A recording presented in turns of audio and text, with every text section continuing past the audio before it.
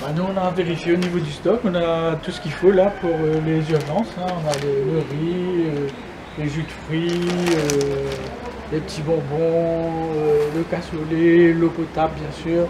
On a aussi mis en place les fameux Lipico.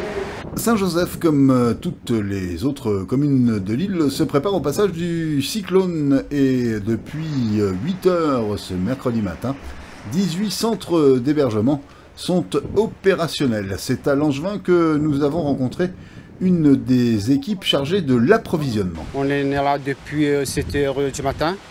On fait Langevin, Matouta et la Crête, voilà. Vincent d'Eau, pardon, Vincent d'Eau. Et ça consiste en quoi alors?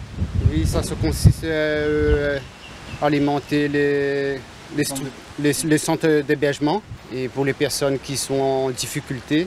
Toujours à Langevin, c'est Henri Claude Huette, l'élu chargé du centre, avec déjà une longue expérience de ce genre de situation. Oui, on a des souvenirs assez particuliers, mais bon, sur la Crète, on a eu, lors de Dina par exemple, quelques sinistrés. Mais bon, c'était quand même dans une bonne ambiance, on va dire. Il n'y avait pas eu de crise majeure. En revanche, pour Vanessa Collet, à Vincent d'Eau, ce sera une première expérience, mais elle n'est nullement impressionnée. Donc c'est la première fois et puis on essaie de trouver les bonnes méthodes de comment recevoir les gens au mieux. On essaie de préparer tout ça. On a la chance d'avoir des équipes quand même qui ont déjà de l'expérience, donc ils arrivent à nous orienter un petit peu là où on a des doutes. Mais c'est un travail d'équipe et puis ça va le faire. Reste à souhaiter que ces lieux seront le moins fréquentés possible, ce qui signifierait que Batsirai n'a pas fait trop de dégâts.